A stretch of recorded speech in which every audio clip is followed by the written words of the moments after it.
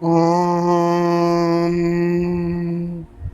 पूर्णमदः पूर्णमिदं पूर्णात् पूर्णमुदच्यते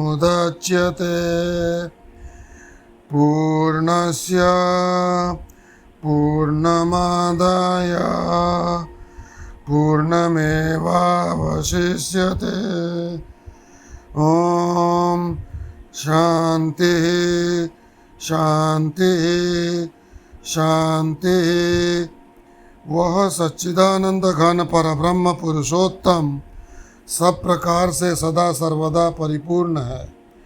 यह जगत भी उस परब्रह्म से पूर्ण ही है, क्योंकि यह पूर्ण उस पूर्ण पुरुषोत्तम से ही उत्पन्न हुआ है। इस प्रकार परब्रह्म की पूर्णता से जगत पूर्ण होने पर भी परब्रह्म परिपूर्ण है। उस पूर्ण में से पूर्ण को निकाल लेने पर भी वह पूर्ण ही बचा रहता है, अर्थात यह सब एक ब्रह्म ही है। तो स्वामी निरंजन जी पॉडकास्ट विथ सैम योगी मंच पर आपका स्वागत है। और यह है एपिसोड 51।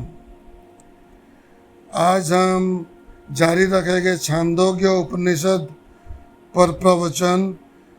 हम हैं 7वें अध्याय पर और आज का प्रवचन होगा पंचविंश खंड पर, जो कि सिखाता है भूमा ही सर्वत्र सब कुछ और आत्मा है।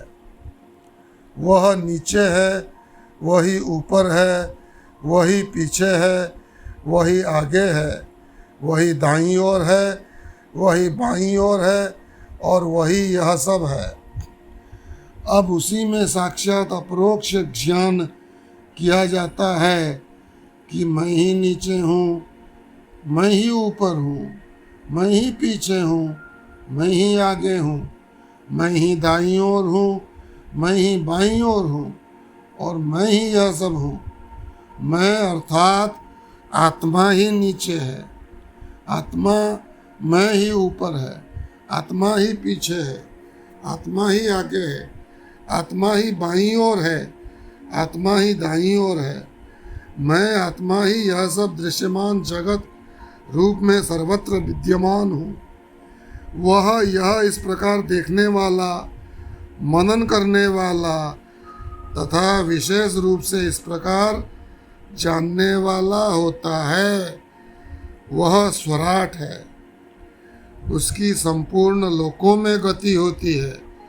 जो अल्प दृश्य जगत को जानते मानते एवं प्राप्त करने में प्रयत्नशील है, वह स्वर्ग मर्त्यादि नाशवान लोकों को ही प्राप्त होते हैं। आत्मज्ञानी न तो मृत्यु को देखता है, न रोग को और न दुखत्व को ही। वह विद्वान सबको आत्मा रूप ही देखता है, इसलिए वह विद्वान समस्त लोक एवं भोग को स्वतः प्राप्त हो जाता है। जैसे बिना प्रयास के नदियाँ समुद्र को प्राप्त हो जाती हैं अथवा समुद्र को नदियाँ स्वतः प्राप्त हो जाती हैं। अब देखते हैं आहार शुद्धि से अविद्या की निवृत्ति।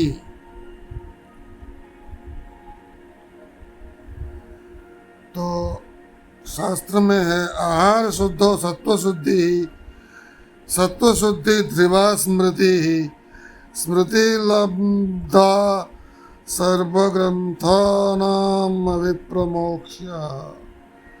शब्द स्पर्श रूप रस तथा गंध यही जीव के पंच विशेष रूप के आहार हैं।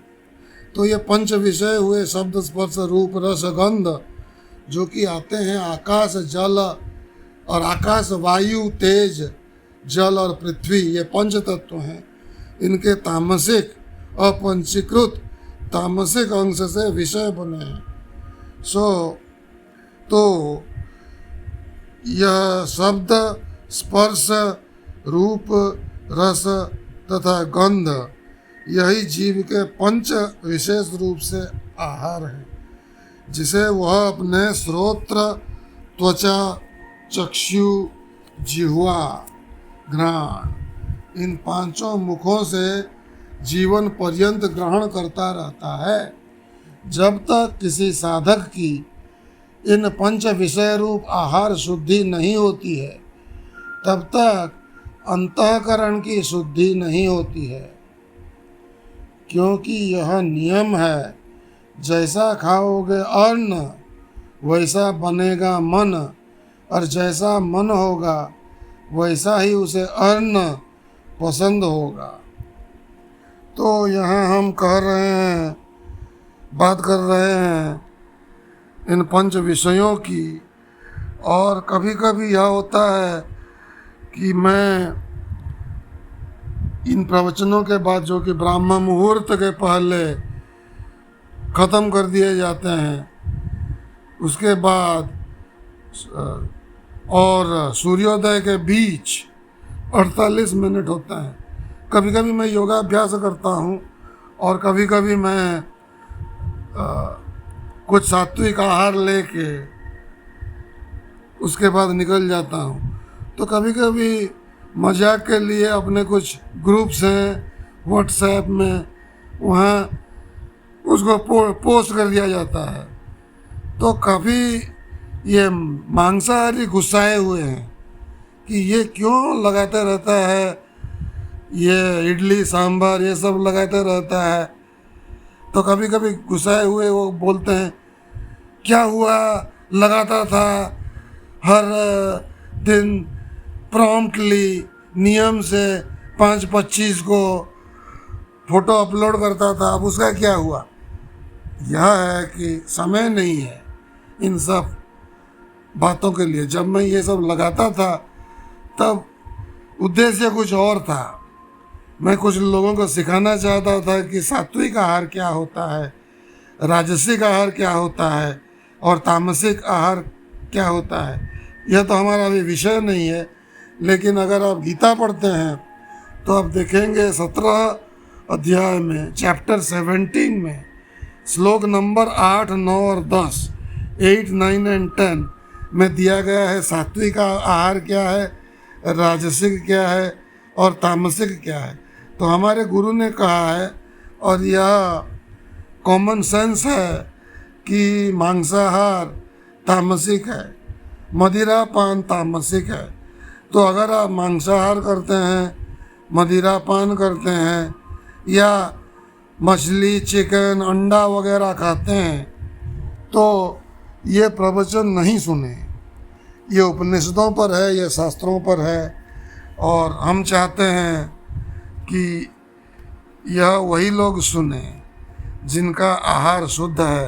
क्योंकि जैसा खाओगे अन्न वैसा बनेगा मन, और जैसी होगी मति ऐसी होगी गति, और जैसा पियोगे पानी वैसी होगी वाणी।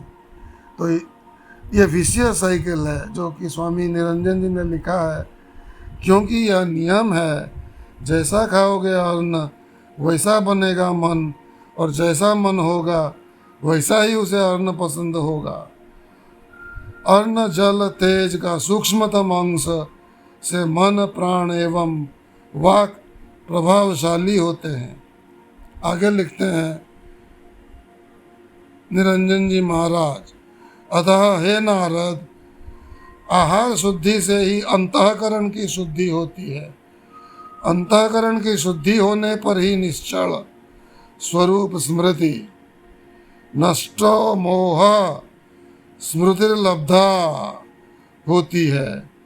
सोहम अहम ब्रह्मास्मि स्मृति की प्राप्ति होने पर ही उनके मन से जीव ईश्वर का भेद, जीव जीव का भेद, जड़ जीव का भेद, जड़ ईश्वर का भेद, जड़ जड़ का भेद दूर हो जाता है, तथा अपने स्वरूप के प्रति भेद भ्रांति, कर्ता भोक्ता भ्रांति, संग भ्रांति, विकार भ्रांति ब्रह्म से भिन्न यह देह जगत सत्य होने की भ्रांति दूर होकर वे प्रमाणगत संशय, प्रमेयगत संशय तथा विपर्यय दोष से मुक्त ब्रह्म के साथ जीवित अवस्था में एकत्व को प्राप्त हो जाते हैं।